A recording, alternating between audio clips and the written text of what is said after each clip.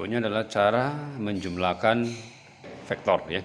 Vektor bisa dijumlahkan ya, penjumlahan vektor disebut juga dengan resultan vektor ya, dapat ditentukan dengan cara pertama dengan cara grafik atau cara poligon ya. Jadi misalnya ada dua vektor mau dijumlahkan, maka caranya kita gambarkan kedua vektornya, ini vektor A. Kemudian vektor kedua vektor B kita sambung di ujung A ya. Lalu dari pangkal A tarik ini sebuah anak panah sampai ke ujung B. Inilah sebagai hasil penjumlahan vektor A dengan vektor B. Ini namanya resultan ya. Hasil penjumlahan nama resultan. Jika kita ingin menjumlahkan beberapa vektor, maka kita bisa menggambarkan vektor-vektor tersebut dengan cara menyambung. Misalnya vektor A ditambah vektor B, maka B-nya disambung di ujung A, kemudian ditambah vektor C, maka di ujung B disambung C, kemudian ditambah vektor D, maka di ujungnya tambah lagi dengan vektor D. Baru dari ujung ke ujung ini ditarik lagi sebuah anak panah, namanya resultannya, hasil penjumlahannya. Jadi resultan vektor ini, hasil penjumlahannya sama dengan vektor A tambah vektor B tambah vektor C tambah vektor D, inilah resultannya, ini hasilnya, hasil penjumlahannya.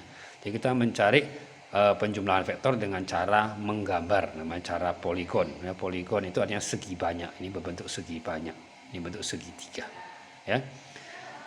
Kedua, kita bisa menggunakan rumus ya, rumus resultan. Jadi misalnya ya, untuk menentukan resultan atau penjumlahan dari vektor kita bisa menggunakan cara rumus atau kita sebutkan dengan cara jajaran genjang.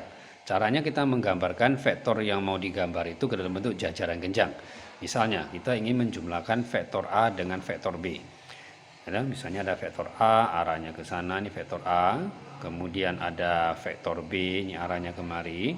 Jika ditanya resultan dari kedua vektor, jika kita menggunakan metode poligon berarti kita gambarkan dulu A-nya dengan arah yang sama, dengan panjang yang sama. Kemudian di ujungnya disambung dengan vektor B dengan arah dan panjang yang sama, ini vektor B. Lalu hasil penjumlahannya kita tarik dari ujung A sampai ke ujung B. Inilah sebagai hasil penjumlahannya atau resultannya. Ya. Nah, ini dengan cara poligon. Dengan cara jajaran genjang, caranya adalah kita gambarkan vektor A-nya terlebih dahulu, kemudian gambarkan juga vektor B-nya dengan ukuran dan arah yang sama, tapi dia bukan di ujungnya, tapi dia di pangkalnya. Ya, di sini digambarkan vektor B, ini vektor B. Nah, lalu resultannya di mana? Untuk bentuk resultannya kita bentuk jajaran genjang dari dua vektor ini. Ditarik garis yang sejajar dengan A sama panjang, ini tarik. Kemudian dari sini tarik juga garis sejajar sama panjang. Ketemu di sini, baru dari pangkal ini, ujung ini tarik ke ujung. Nah, ini namanya resultannya atau hasil penjumlahannya. Kalau kita lihat ini arahnya sama dan panjangnya sama ya, cuma metodenya beda. Nah, untuk mencari panjang resultannya ini kita bisa menggunakan rumus yaitu R sama dengan akar A kuadrat tambah B kuadrat tambah 2 kali A kali B kali kosinus alfa. Ya.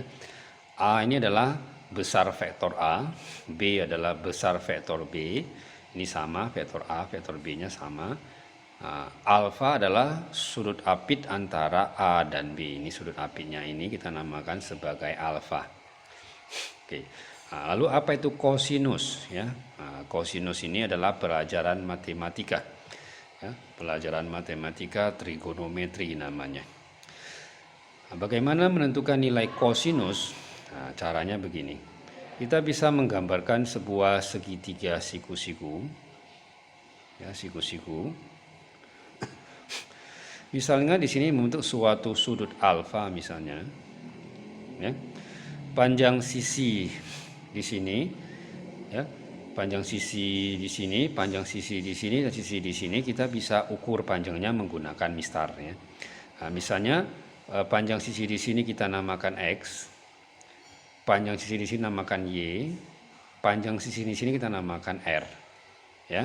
Jadi sisi yang berada di samping sudut kita namakan dengan sisi X, sisi di depan sudut kita namakan sisi Y, sisi miringnya kita namakan R.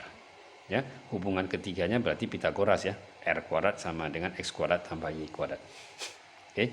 Jadi kosinus alfa itu didefinisikan atau dirumuskan menjadi sama dengan sisi X dibagi dengan sisi R.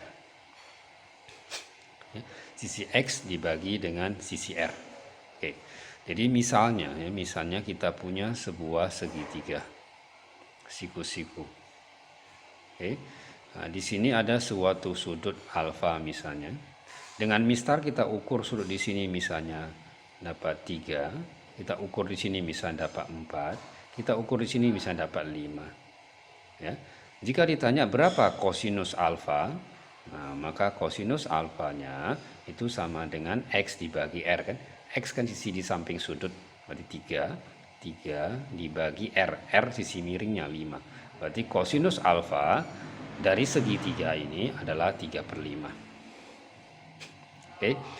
Nah, untuk mempermudah mengingat rumus, biasanya sisi X ini, sisi yang di samping sudut kita namakan sebagai sisi samping atau kita singkat dari SA. Kemudian sisi R ini sisi miring kita namakan dengan mi, sisi miring ya singkat. Jadi kosinus alfa dirumuskan dia menjadi X per R atau samping per miring. Jadi kita lebih mudah menghafal cos alfa sama dengan sami atau sisi samping dibagi sisi miring ya, samping bagi miring ya. Karena sudut ini bisa diputar balik ya. Nah, misalnya di sini ada sebuah segitiga siku-siku, alfanya di sini. Nah, di sini 3, di sini 4, di sini 5. Ditanya berapa kosinus alfa dari segitiga ini? Kosinus berarti samping per miring. Alfanya di sini, samping yang mana? Sampingnya adalah ini. Ini yang di samping. Ya, jadi sisi yang di samping sudut namanya sisi samping. Ini sisi depan, ya. Ini sisi miring. Jadi samping per miring berarti 4/5. Jadi kalau alfanya di sini, maka cos alfanya 4/5. Kalau alfanya di sini, cos alfanya 3/5. Itu cara mencari kosinus ya, samping per miring. Ya, samping per miring. Oke.